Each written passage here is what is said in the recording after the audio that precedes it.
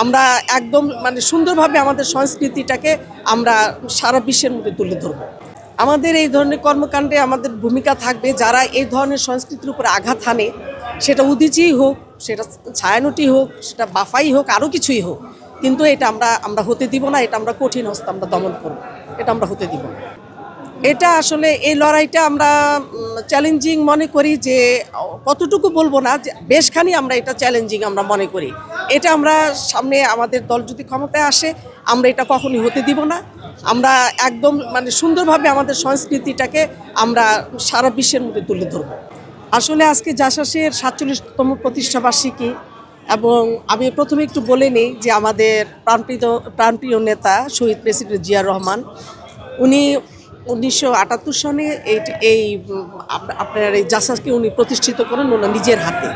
এবং ওনার একটা ইচ্ছা এটাই ছিল যে যেই দেশ সংস্কৃতিতে যত বেশি উন্নত, সেই দেশ তত বেশি উন্নত হবে।